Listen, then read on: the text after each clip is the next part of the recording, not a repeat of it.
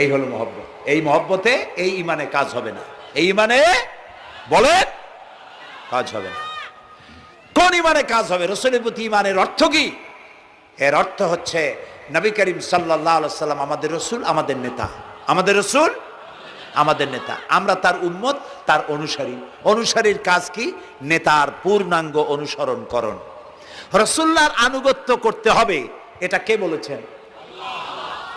আল্লাহ রাব্বুল আলামিন সূরা আলে ইমরানের মধ্যে বলেছেন, কুল ইন কুনতুম তুহিব্বুনাল্লাহ ফাত্তাবিউনি ইউহিব্বুকুমুল্লাহ ওয়া ইয়াগফির লাকুম যুনুবাকুম আল্লাহু গফুরুর রহিম।